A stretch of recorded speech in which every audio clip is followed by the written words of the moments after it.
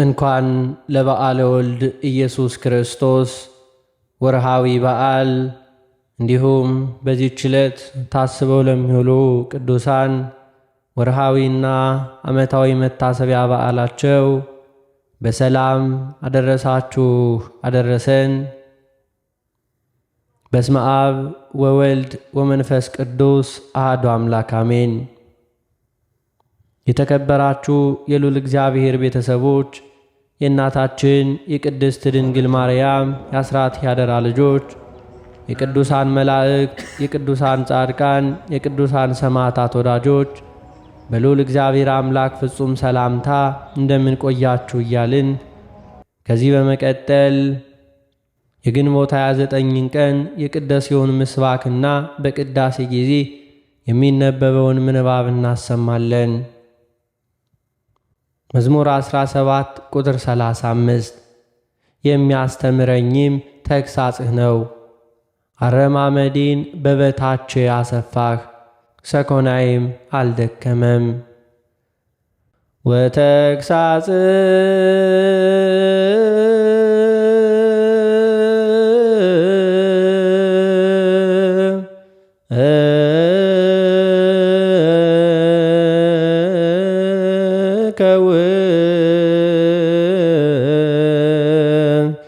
እቱ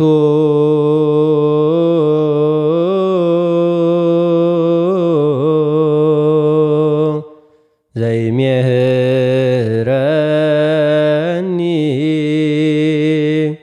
ወአርሃብ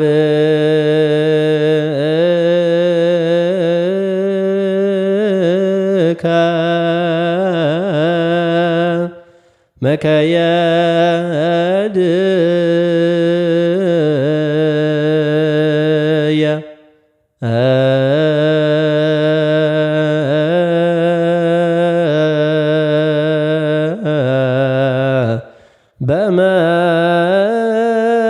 በመትትየ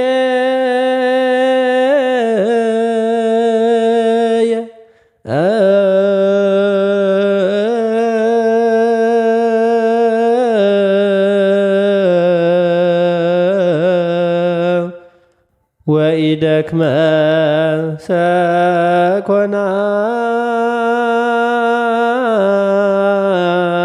ሰኮናየ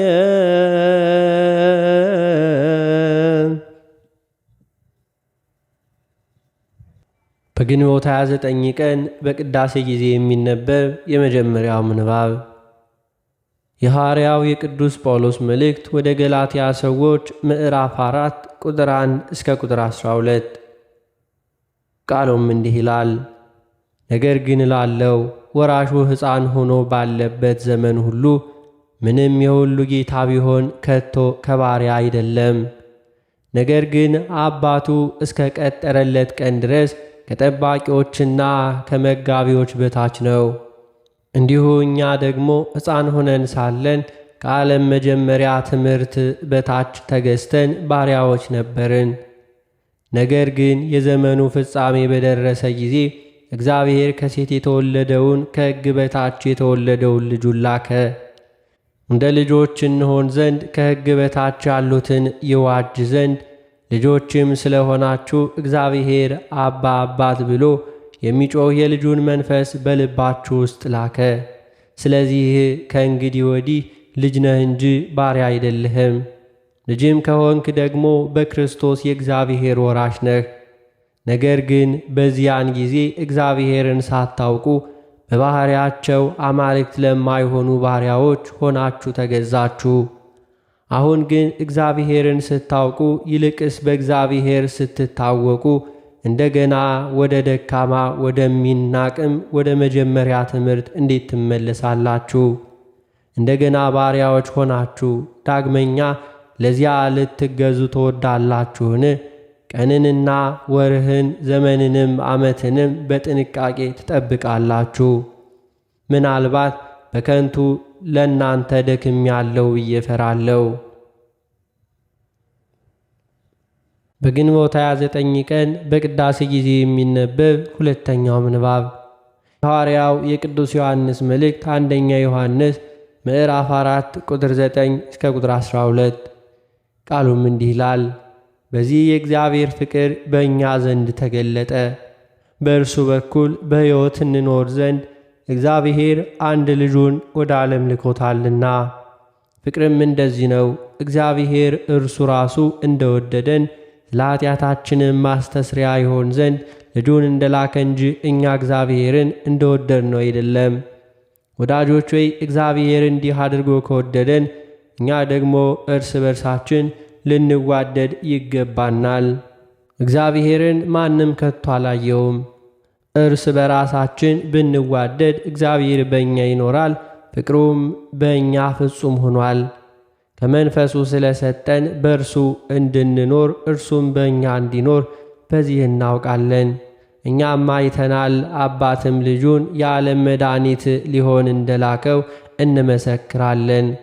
ኢየሱስ የእግዚአብሔር ልጅ እንደሆነ በሚታመን ሁሉ እግዚአብሔር በእርሱ ይኖራል፣ እርሱም በእግዚአብሔር ይኖራል። እኛም እግዚአብሔር ለእኛ ያለውን ፍቅር አውቀናል አምነንማል። እግዚአብሔር ፍቅር ነው። በፍቅርም የሚኖር በእግዚአብሔር ይኖራል፣ እግዚአብሔርም በእርሱ ይኖራል። በፍርድ ቀን ድፍረት ይሆንልን ዘንድ ፍቅር በዚህ ከእኛ ጋር ተፈጽሟል። እርሱ እንዳለ እኛ ደግሞ እንዲሁ በዚህ ዓለም ነንና። በግንቦት 29 ቀን በቅዳሴ ጊዜ የሚነበብ ሦስተኛው ምንባብ የሐዋርያት ሥራ ምዕራፍ 12 ቁጥር 7 እስከ ቁጥር 12። ቃሉም እንዲህ ይላል። እነሆ የጌታ መልአክ ቀረበ፣ በቤትም ውስጥ ብርሃን በራ። ጴጥሮስንም ጎኑን መቶት አነቃውና ፈጥነ ተነሳ አለው። ሰንሰለቶቹም ከእጁ ወደቁ። መልአኩም ታጠቅና ጫማህን አግባለው። እንዲሁም አደረገ። ልብስንም ልበስና ተከተለኝ አለው። ወጥቶም ተከተለው። ራእይንም የሚያይ ይመስለው ነበር እንጂ በመልአኩ የሚደረገው ነገር እውነት እንደሆነ አላወቀም። የመጀመሪያውንና የሁለተኛውን ዘብ አፍልፈው ወደ ከተማ ወደሚወጣው ወደ ብረት መዝጊያ ደረሱ። እርሱም አውቆ ተከፈተላቸው። ወጥተውም አንዲት ስላች አለፉ። ወዲያውም መልአኩ ከእርሱ ተለየ። ጴጥሮስም ወደ ልቡ ተመልሶ ጌታ መልአኩን ልኮ ከሄሮድስ እጅና ከአይሁድ ሕዝብ ይጠብቁት ከነበረው ሁሉ እንደ አዳነኝ አሁን በእውነት አወቅሁ አለ። በግንቦት 29 ቀን የሚነበብ የወንጌል ምንባብ የማቴዎስ ወንጌል ምዕራፍ 5 ቁጥር 1 እስከ ቁጥር 17። ቃሉም እንዲህ ይላል። ሕዝቡንም አይቶ ወደ ተራራ ወጣ። በተቀመጠም ጊዜ ደቀ መዛሙርቱ ወደ እርሱ ቀረቡ። አፉንም ከፍቶ አስተማራቸው፣ እንዲህም አለ። በመንፈስ ድሆች የሆኑ ብፁዓን ናቸው፣ መንግሥተ ሰማያት የእነርሱ ናትና። የሚያዝኑ ብፁዓን ናቸው፣ መጽናናትን ያገኛሉና። የዋሆች ብፁዓን ናቸው፣ ምድርን ይወርሳሉና። ጽድቅን የሚራቡና የሚጠሙ ብፁዓን ናቸው፣ ይጠግባሉና። የሚምሩ ብፁዓን ናቸው፣ ይማራሉና። ልበ ንጹሖች ብፁዓን ናቸው፣ እግዚአብሔርን ያዩታልና። የሚያስታርቁ ብፁዓን ናቸው፣ የእግዚአብሔር ልጆች ናቸውና።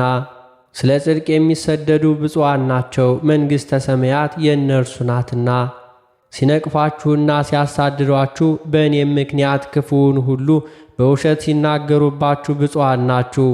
ዋጋችሁ በሰማይ ታላቅ ነውና ደስ ይበላችሁ፣ ሐሴትም አድርጉ።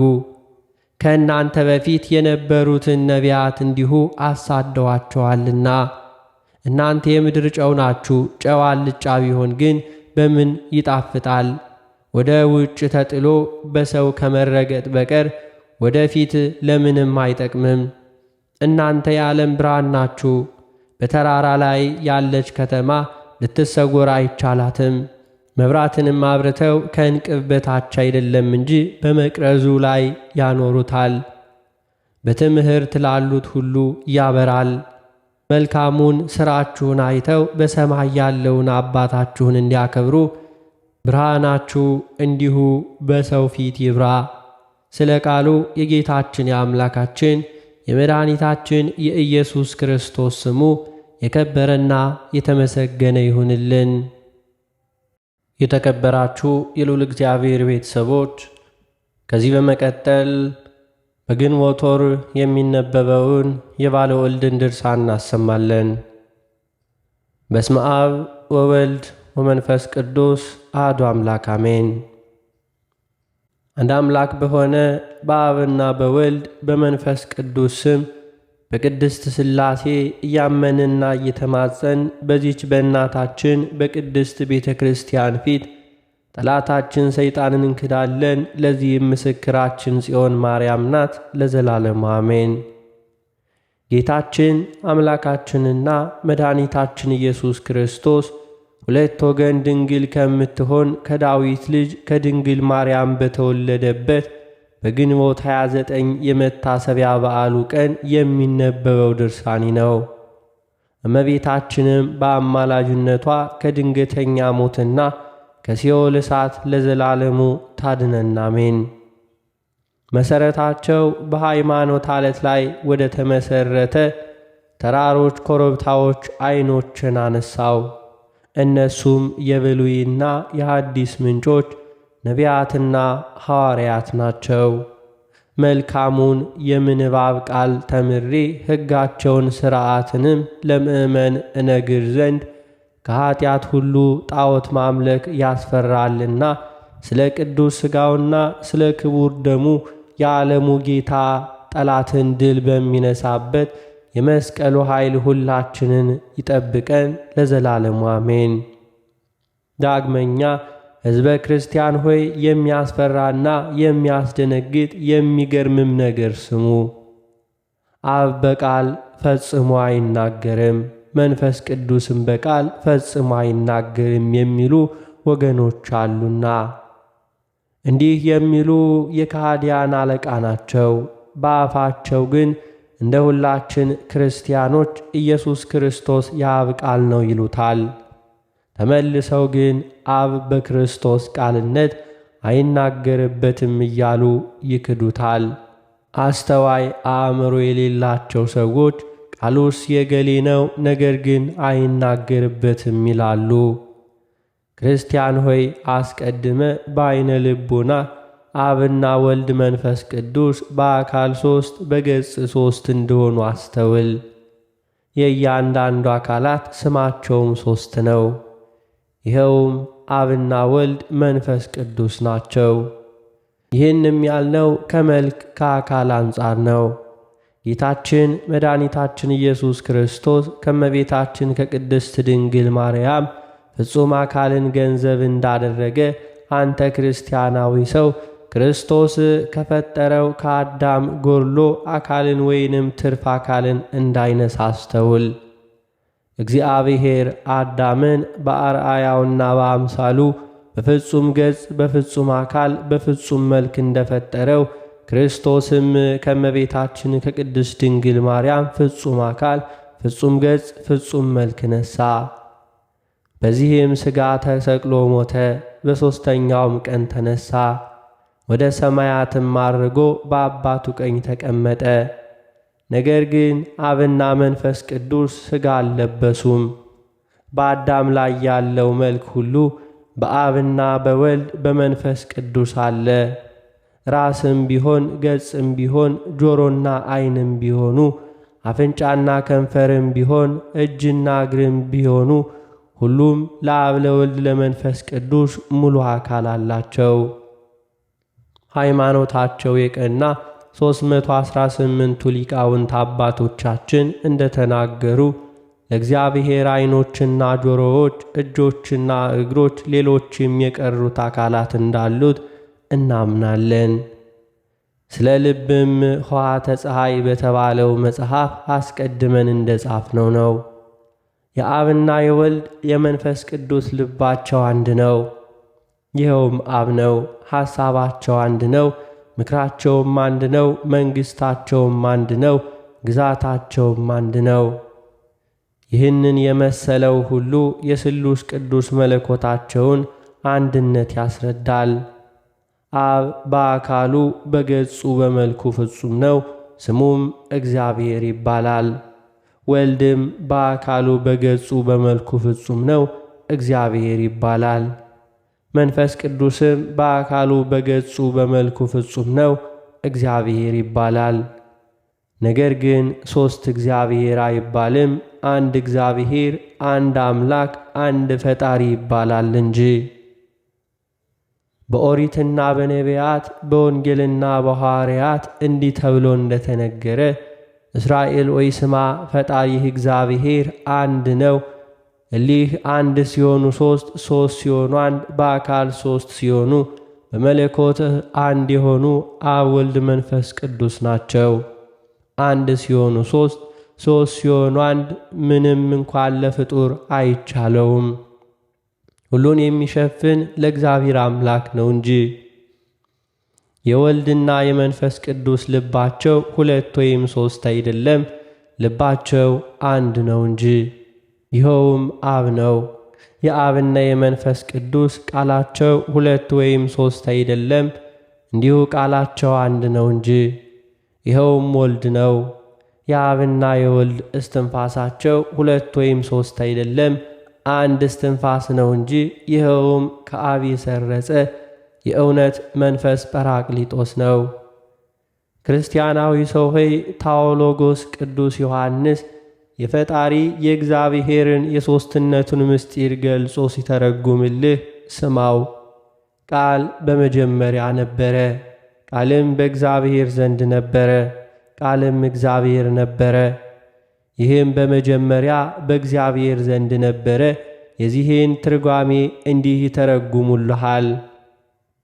ቃል በመጀመሪያ ነበረ ያለው ክርስቶስ ነው። ይኸውም የአብና የመንፈስ ቅዱስ ቃላቸው ነው።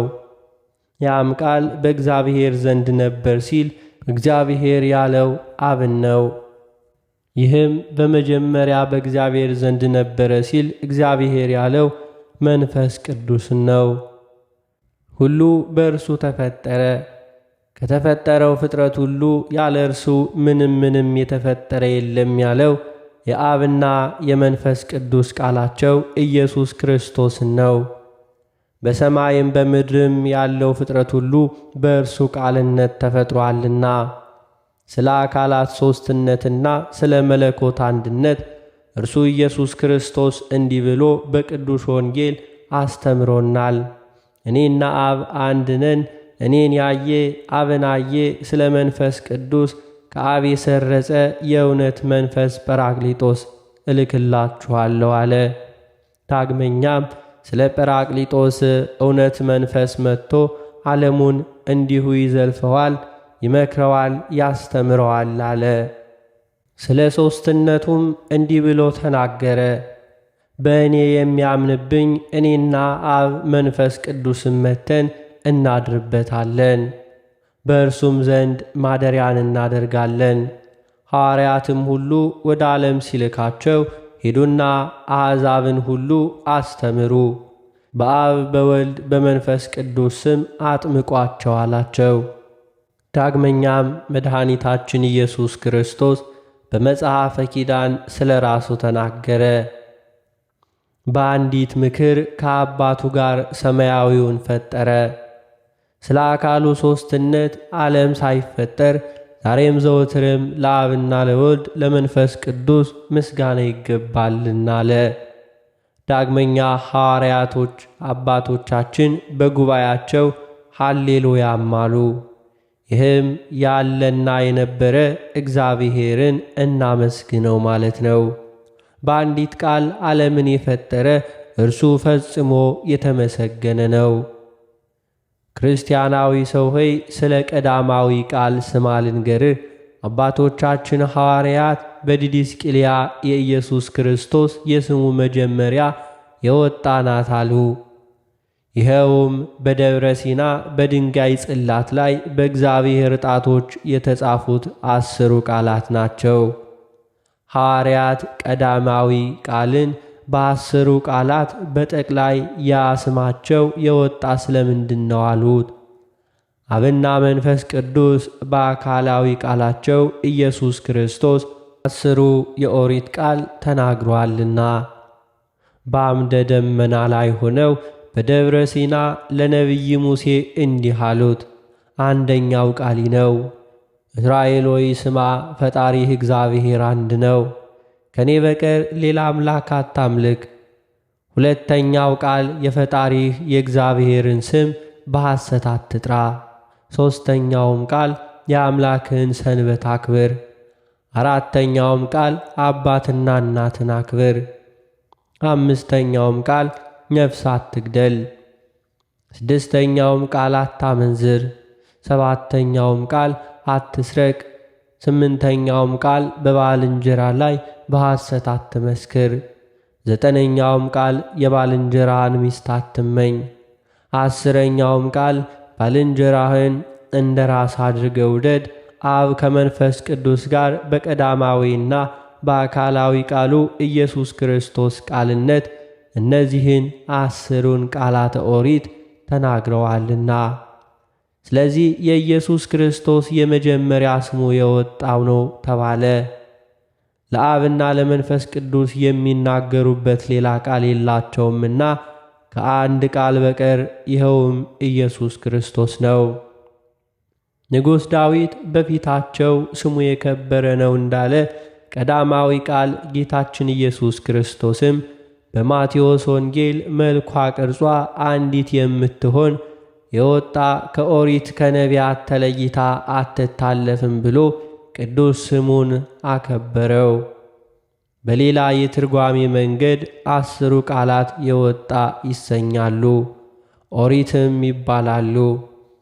ጌታችን በሉቃስ ወንጌል ከኦሪት አንዲት ቃል ከምትወድቅ ሰማይና ምድር ቢያልፍ ይቀላል እንዳለ፣ ስለዚህ 10ሩ ቃላት በማቴዎስ ወንጌል የወጣ በሉቃስ ወንጌል ኦሪት እንደተባሉ እናስተውል። ንባብም ንግግርም ትእዛዝም ከቃልም ይወለዳሉ ይገኛሉና በአብና በመንፈስ ቅዱስ አካላዊ ቃል ኢየሱስ ክርስቶስ ተነግረው 10ሩ ትእዛዛት በሁለት ጽላት ላይ ተጽፈዋልና። ስለዚህ አባቶቻችን ሊቃውንት የኢየሱስ ክርስቶስ የመጀመሪያ ስሙ የወጣ ነው አሉ። ጣዕሙ ያለው እንዲሁ ከአፈ በረከት ከሶርያዊው ሊቅ ከቅዱስ ኤፍሬምም የይሁዳና የሌዊ ልጅ በሆነች እመቤታችን ቅድስት ድንግል ማርያም ምስጋና ስለ ቀዳማዊ ቃል ከሴቶች ሁሉ ተለይተሽ የተባረክሽ ሆይ የተወደድሽ ተባልሽ፣ ቅድስተ ቅዱሳን የተባለች 2 ቀመር አንቺ ነሽ። በውስጧም በእግዚአብሔር ጣቶች 10ሩ ቃላት የተጻፉበት ጽላተ ኪዳን አለ። ሳይለወጥ ከአንቺ ሰው የሆነው ኢየሱስ ክርስቶስ የመጀመሪያ ስሙን አስቀድሞ በየውጣው ነገረው። ይኸውም የመድኃኒታችን ኢየሱስ ክርስቶስ ስም ነው። የሐዲስ ኪዳንም ማስታራቂ ሆነን በደሙ ፈሳሽነት ንጹሐን ወገኖቹ ምእመናን አነጻቸው። የእመቤታችን ድንግል ማርያም ወዳጅ አፈ በረከት ቅዱስ ኤፍሬም እንዲህ አስቦ ተረጎመልን። ጌታችን በቅዱስ ማቴዎስ ወንጌል የወጣ መልኳ ቅርጿ አንዲት ነው እንዳለ በእውነት እስራኤላውያን 10 ሲሉ መልኳ ቅርጿ አንዲት የሆነች የወጣልን እንዲሁ በግዕዝም አሃዙ ቅርጹ አንድ ቅንጣት እንደሆነ የአብና የመንፈስ ቅዱስ አካላዊ ቃል አንድ ነው፣ 2 ወይም 3 አይደለም። ስለዚህ የኢየሱስ ክርስቶስ የስሙ መጀመሪያ የወጣ ነው ተባለ። ነባቤ መለኮት ቅዱስ ዮሐንስም እንደተናገረ ቃል በመጀመሪያ ነበረ፣ ያም ቃል በእግዚአብሔር ዘንድ ነበረ፣ ያም ቃል እግዚአብሔር ነበረ። ይህም በመጀመሪያ በእግዚአብሔር ዘንድ ነበረ። ሁሉ በእርሱ ተፈጠረ። ከተፈጠረው ፍጥረት ሁሉ ያለ እርሱ ምንም የተፈጠረ የለም። እግዚአብሔርም ብርሃን ይፈጠር አለ፣ ብርሃንም ተፈጠረ። ዳግመኛም ጠፈረ ሰማይ ይፈጠር አለ፣ ጠፈርም ተፈጠረ። ሦስተኛም እግዚአብሔርም ምድር የሳሩ ቡቃያ ሁሉ ታብቅል አለ። እንዲህም ሆነ። ይህንና ይህንን የመሰለውን ፍጥረት ሁሉ በቃሉ ፈጠረ። ስለዚህ ሁሉ በእርሱ ተፈጠረ። ከተፈጠረው ፍጥረት ሁሉ ያለ እርሱ ምንም የተፈጠረ የለም ብሎ ታዎሎጎስ ቅዱስ ዮሐንስ ተናገረ። ይኸውም ዓለማትንና ፍጥረታትን ሁሉ የፈጠረበት የአብና የመንፈስ ቅዱስ አንዱ አካላዊ ቃላቸው ነው። በሌላ የትርጓሜ መንገድ የኢየሱስ ክርስቶስ የመጀመሪያ ስሙ አማኑኤል ነው። ትርጓሜውም እግዚአብሔር ከእኛ ጋር ነው ማለት ነው። ነቢዩ ኢሳይያስ እነሆ ድንግል ትጸንሳለች፣ ወንድ ልጅም ትወልዳለች፣ ስሙንም አማኑኤል ትለዋለች ብሎ ከኤርምያስና ከዳንኤል አስቀድሞ ትንቢት ተናግሮ ነበርና፣ ዳግመኛም ሁለተኛው ነቢይ ኤርምያስም እርሱ ጌታ ኢየሱስ መጥቶ ያድነናል አለ። 12ቱን ሐዋርያትን መርጦ በደብረ ዘይት ይቀመጣል፣ እኔ ሰው ሆኖ እንዳየሁት ብሎ ትንቢት ተናግሯልና። ሶርያዊው ቅዱስ ኤፍሬም ከቅዱስ ገብርኤል አንደበት ሰምቶ ዳግመኛ ኢየሱስ ይባላል፣ እርሱም ወገኖቹን ከኀጢአታቸው የሚያድናቸው መድህን ነው ብሎ ተናገረ። ሦስተኛም ነቢዩ ዳንኤል እስከ ንጉሥ ክርስቶስ መቅደስ ትታነጻለች፣ ከዚህም በኋላ መሥዋዕቱ ይሻራል ብሎ ትንቢት ተናግሮ ነበርና። ስለዚህ የኢየሱስ ክርስቶስ የመጀመሪያ ስሙ አማኑኤል ነው ተባለ። አማኑኤል ማለትም እግዚአብሔር ከእኛ ጋር ነው ማለት ነው። እግዚአብሔርም የኢየሱስ ክርስቶስ ቀዳማዊ ስሙ ነው። እስራኤል ስማ፣ ከግብፅ ምድር ያወጣሁህ ፈጣሪህ እኔ ነኝ ተብሎ በኦሪት እንደተነገረ፣ የጌታችን ሐዋርያው ይሁዳ ኢየሱስ ወገኖቹን በደስታ ከግብፅ አወጣ ብሎ እንደጻፈው በዕብራውያን ቋንቋ ኤል ማለት ቀዳማዊ አምላክ ማለት ነውና፣ ስለዚህ የመጀመሪያ ስሙን በየወጣ ነበርና ተባለ። ይኸውም የመድኃኒታችን የኢየሱስ ክርስቶስ ደገኛ ስሙ ነው። ይኸውም ቃል እንደ መርቅያንና እንደ ወገኖቹ መናፍቃን አባባል ዝርው ቃል አይደለም። ዝርዋን ቃላት እንደሆኑ እንደ አትሪያኮን፣ እንደ ቦሮኮንና እንደ አተርጋዎን እሊህም በአየር ላይ ተበትነው የሚቀሩ የመላእክት የሰዎችና የእንስሳት ቃላት ናቸው። የአብና የመንፈስ ቅዱስ ቀዳማዊ ቃል ግን አካላዊና የሚያድን ነው። ይኸውም መድኃኔ ዓለም ኢየሱስ ክርስቶስ ነው።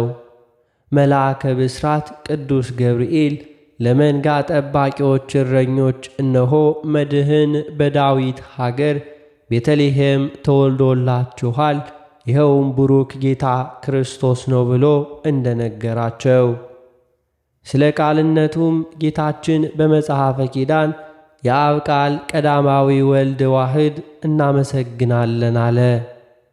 ዳግመኛም አካላዊ ቃል በቅዱሳን አድሮ የሚኖር ነው አለ። ሦስተኛም የአምላክ ቃሉ የተከናወነ ነው አለ። በወንጌልም ይህን የምትሰሙ ቃል የላከኝ የአብ ቃል ነው አለ። በኋላዬ ታላቅ ቃልን ሰማው ብሎ ስለ ቃል እግዚአብሔር እንዲሁ ምስክር የሆነ ወልደ ነጎድጓድ ቅዱስ ዮሐንስም ስለ እርሱ በእኔ ጋር የተነጋገረ ቃል እንዲሁ እሰማ ዘንድ ተመለስሁ አለ። በተመለስኩም ጊዜ እነሆ 7 የወርቅ መቅረዞችን አየው። በመቅረዞቹም መካከል የሰው ልጅ ነጭ ልብስ ለብሶ ነበር። ከአንደበቱም አሕዛብን የሚቀጣበት 2 አፍ ያለው ሰይፍ ነበር። እርሱም ምእመናንን በበትር ዘንግ ይጠብቃቸዋል። ባየሁትም ጊዜ በግንባር የተደፋው በእጁም ይዞ አነሳኝ። አትፍራ፣ ፊተኛውና ኋለኛው እኔ ነኝ አለኝ አለ ብሎ ስለ እርሱ መሰከረ።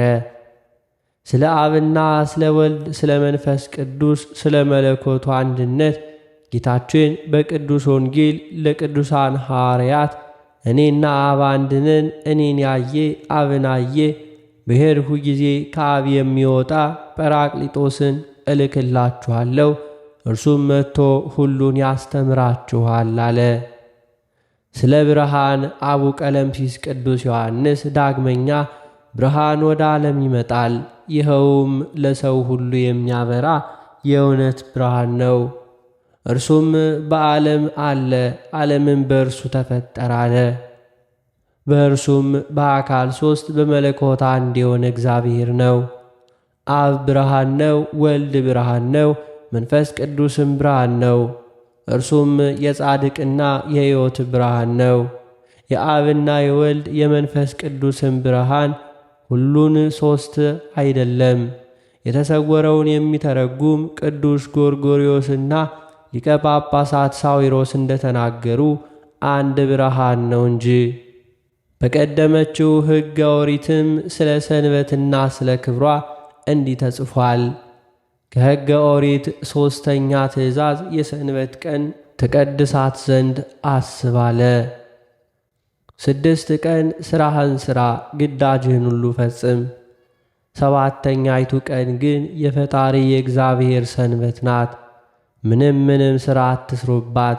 አንተም ወንድ ልጅህም ቢሆን ሴት ልጅህም ብትሆን አህያህም ቢሆን በሬህም ቢሆን በአንተ ዘንድ ያለ መጻተኛም ቢሆን እግዚአብሔር በ6ቱ ቀን ሰማይና ምድርን ባሕርንና በውስጡ ያለውን ሁሉ ፈጥሮ በ7ተኛዋ ቀን አርፎባታልና ስለዚህ እግዚአብሔር 7ተኛዋን ቀን ባርኳታል ቀድሷታልም። ሰንበትን የማያከብር ሁሉ ፈጽሞ ይሙት።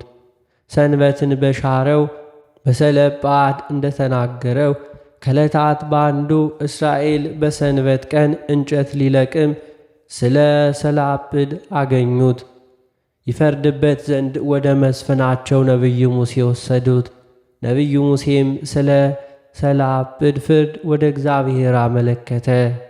እግዚአብሔርም ለነቢዩ ሙሴ ሌላውም አይቶ እንዲፈራ ሰንበትን ሲሽር ያዩት የእስራኤል ወንዶች ሁሉ ከከተማ ውጭ አውጥተው በድንጋይ እንዲሁ ይውገሩት፣ ይጣሉትና ይግደሉትም አለ። በዚያም ይሙት አለው። በድንጋይም ደበደቡት፣ በዚያም ሞተ። ስለዚህ የእስራኤል ወገኖች ሁሉ ፈሩ፣ ሰንበትንም አከበሩ። ጌታችንም በወንጌል ኦሪትና ነቢያትን ልሽር አልመጣሁም ልፈጽማቸው ነው እንጂ አለ።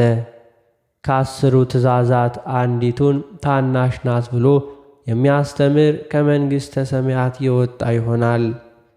ከሕገ ኦሪት 3ኛ ትእዛዝ የአምላክን ሰንበት አክብር ትላለች። ስለዚህ የእግዚአብሔር ሰንበታትን ልናከብር ይገባናልና። አባቶቻችን ቅዱሳን ሐዋርያትም ሰንበትን ማክበር እንደሚገባ በሲኖዶስና በዲድስቅልያ ብዙ ጊዜ ጽፈዋል። ቀዳሚት ሰንበትንም ሁለተኛዋ እሁድ ሰንበትንም ሁለቱን ሰንበታት አክብሯቸው ብለውም አዘዋልና። እግዚአብሔር ሰንበታትን አክብሩ፣ ከቅዱሳንም የተነሳ ፍሩ፣ ሰንበታትን ብታከብሩ የማከብራችሁ እኔ ነኝ ብሎአልና። በትእዛዜ ብትሄዱ ሕጌንም ብትጠብቁ ሰንበቶቼንም ብታከብሩ ሰማይ ዝናም ለዘር ጠልም እንዲሁ ለመከር ይሰጣል። ምድርም የዘራችሁባትን ታበቅላለች፣ ምድርም የተከላችሁባትን ታጸድቃለች። የምድረ በዳ ዛፎችም ፍሬያቸውን ይሰጣሉ። ስለዚህ የ12ቱ ሐዋርያትና ሃይማኖታቸው የቀና 318ቱ ሊቃውንት ሁለቱንም ሰንበት እንድናከብራቸው አዘውናልና፣ ይልቁንም እሁድ ሰንበትን እንድናከብር አዘውናል። ይኸውም ወልደ እግዚአብሔር ወደ እኛ መጥቶ በእመቤታችን ማኅፀን የተጸነሰባት ሰንበተ ክርስቲያን ናት። እኛን ከመቃብራችን ያነሳን ዘንድ በእርሷ ከሙታን ተለይቶ ተነስቶባታል። በእርሷ ስለ እኛ ለአባቶቻችን ሐዋርያት መንፈስ ቅዱስን ላከባት። በሕያዋንና በሙታን ይፈርድ ዘንድ በእርሷም ቀን ዳግመኛ ይመጣል። ስለዚህም አባቶቻችን ቅዱሳን ሐዋርያት 318ቱ ሊቃውንት፣ ካህናት፣ ዲያቆናት ሁላቸውም ሕዝበ ክርስቲያን በእሁድ ሰንበተ ሌሊት ወደ ቤተ ክርስቲያን ሄዳችሁ የክብር ባለቤት እግዚአብሔርን ፈጽማችሁ አመስግኑት፣ እንደ መላእክትም ዘምሩለት። ይልቁንም ካህናትና ዲያቆናት መዘምራን ሊቃውንት እስከ ዳግም ምጽአት ድረስ እሁድ እሁድ አሸናፊ እግዚአብሔርን ፈጽሞ ከማመስገን ሳታቋርጡ በዕለተ እሁድ ጧት በቀናች ሃይማኖት ይጸኑ ዘንድ በጎ ሥራንም በሰንበት ያከብሩ ዘንድ ምዕመናንን አስተምሯቸው ብለው አዘውናልና። የጳጳሳት አለቃ አትናቴዎስ እንደተናገረ ኑ የበዓላትን በኩርና ክብራት፣ ይህችውም ቅድስት ሰንበተ ክርስቲያን ናት። በሰለተ ሰንበትም ረፉባት። ረፍታችሁ ግን በበሽታ እንደታመመ ሰው በመተኛት አይደለም።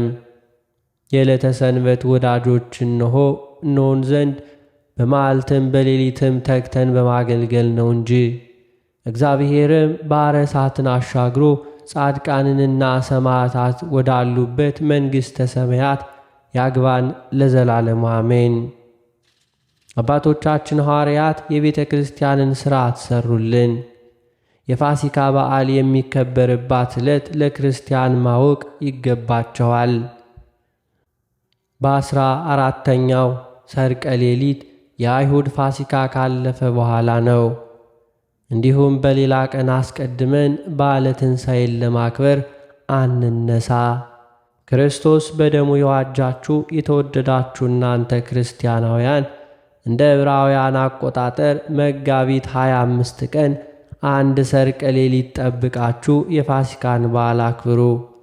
ይኸውም የጌታችን የኢየሱስ ክርስቶስ የትንሣኤ በዓል ነው።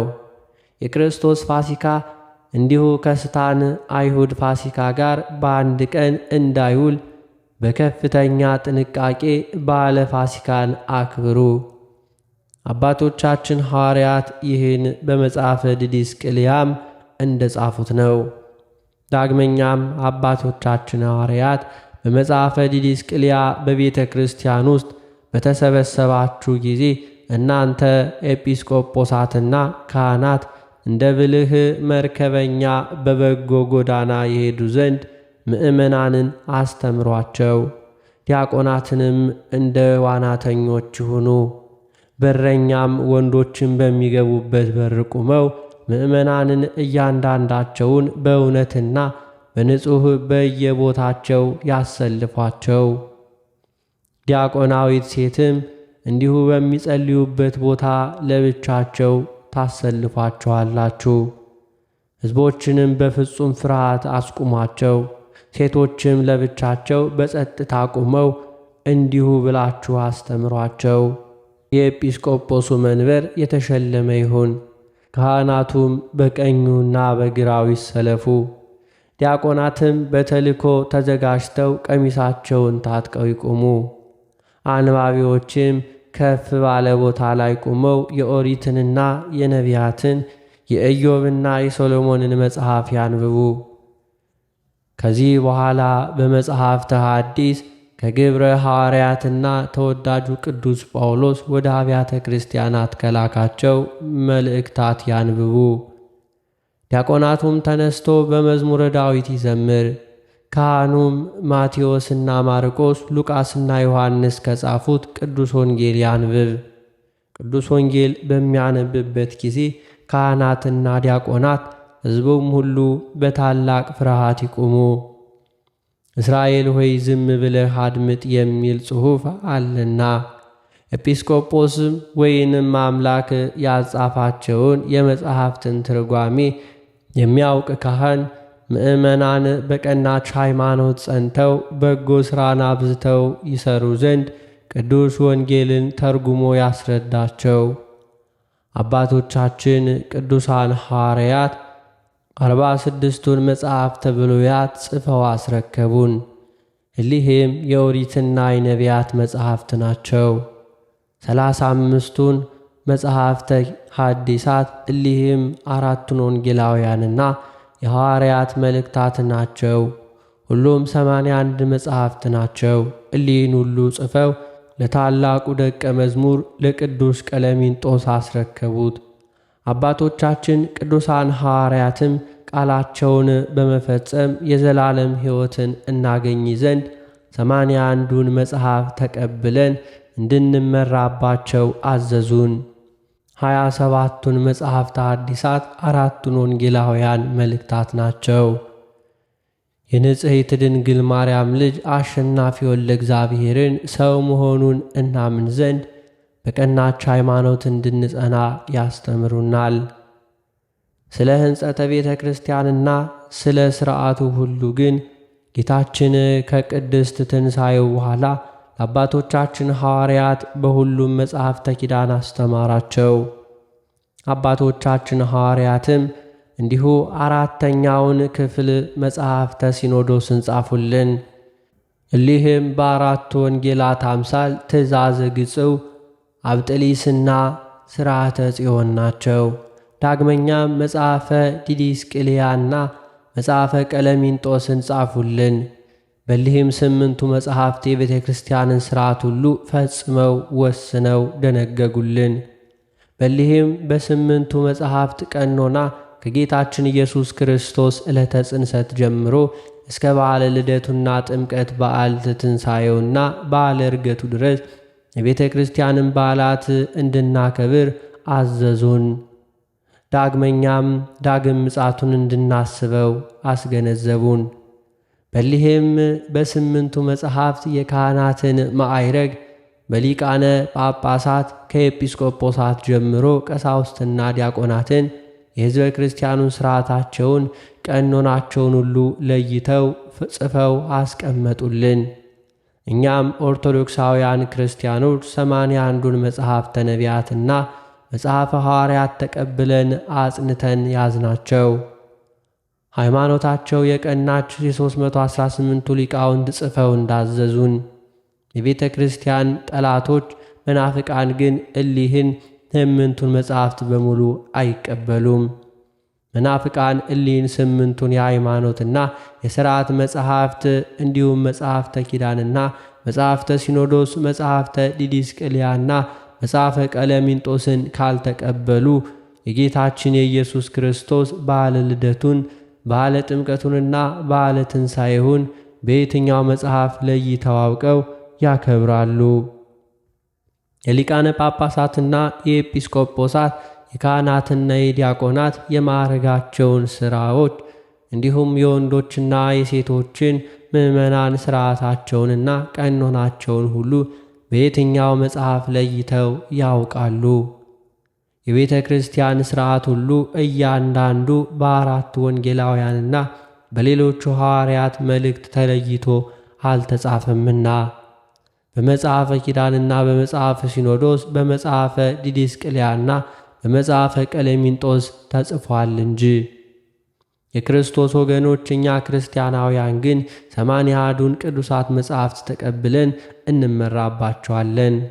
12ቱ ሐዋርያትና ሃይማኖታቸው የቀና 318ቱ ሊቃውንት እንድንቀበላቸው ወስነው አዘውናልና። ሕግና ሥርዓት የቀናች ሃይማኖትን ልታውቅ ከወደድክ የመጽሐፍትን ኃይለ ቃል አንብብ፣ ትርጓሜያቸውን መርምር። የጠቢባንን ዕውቀትና ትምህርት ልትረዳ ከፈለክ የኢዮብና የሶሎሞን የሂራክም መጽሐፍት አሉልህ። እንዲሁ ጥበብን የተመሉ መጽሐፍት ናቸው። በእነሱ ዘንድ ዕውቀትን ታገኛለህ። ከመምህራን ሁሉ እሊህ መጽሐፍት መምህራን ዕውቀትን ያበዛሉና እንዲሁም ትምህርታቸው ሁሉ የአምላካችን የእግዚአብሔር ቃል ነው። እርሱም ከጠቢባን የበለጠ ጥበበኛ ነው። ማሕሌት ከወደድክ መዝሙረ ዳዊት አለልህ ዘምር። የፍጥረትን ሁሉ ዜናና የቀደምት አበውን ዜና ልደት ልታውቅ ከፈለክ መጽሐፈ ኦሪትን አንብብ። የነገሥታቱን ዜና መዋዕል ልታውቅ ከፈለክ መጽሐፈ ነገሥታትን አንብብ። የሱባኤያትን ቁጥር ከዕለታትና ከዓመታት ቀመር ልታውቅ ከወደድክ የአባቶቻችን የነቢያት መጽሐፍትን አንብብ። ከክፉ ሥራ ከከንቱ ነገርና ከሰይጣን ትምህርት እንዲህ ራቅ። እሊህም የነቢያተ ሐሰትና የካህናተ ጣዖት መጽሐፍት ናቸው። አንተ ግን ቅዱስ ወንጌልና የሐዋርያትን መጽሐፍት ሁሉ እያነበብህ ተርጉም። ይህንን ያደረግክ እንደሆነ ከሰይጣን ወጥመድ ሁሉ ራስህንና የሚሰማህን ሁሉ አድን። መድኃኒታችን ኢየሱስ ክርስቶስ ኦሪትንና ነቢያትን ሊፈጽማቸው በዳግም ሕግም ያለውን ማሰሮ ሽሮ ወደ መንፈሳዊ ትምህርት ሊመልሳቸው ነው እንጂ ሊሽራቸው አልመጣምና። በኦሪት ዘዳግም ያለውን ማሰሪያ ፈቶ አስወግዶ ሽሮ ወደ መንፈሳዊ ትምህርት ሊመልሳቸው ነው እንጂ። ስለዚህ ጌታችን ኢየሱስ ክርስቶስ የደከማችሁና ሸክማም የከበዳችሁ ወደ እኔ ኑ እኔ አሳርፋችኋለሁ እያለ ይጠራችኋል። እናንተ ክርስቲያናዊ ሰው ሆይ ኦሪትንና ነቢያትን ወንጌልንና ሐዋርያትን መልእክታትንም ብትመለከት ሕግና ሥርዓትን ታውቃለህ፣ የቀናች ሃይማኖትንም ትረዳለህ። እግዚአብሔርን በየዘመናቸው ደስ ያሰኙት እውነተኞችና ደጋጎች ነገሥታትም ምን ያህል እንደሆኑ ታስተውላለህ። ስለዚህም የዘላለም ሕይወትን አገኙ። ዳግመኛ ባለማወቃቸው እግዚአብሔርን የካዱ ክፉዎችና ዓመፀኞች ነገሥታትም ምን ያህል እንደሆኑ ታውቃለህ። ስለዚህ እግዚአብሔር ፈርዶ ባመጣባቸው መቅሰፍት ጠፉ፣ ተደመሰሱ። አንተ ክርስቲያናዊ ሰው ግን ቅዱሳት መጻሕፍትን ማንበብ አዘውትር።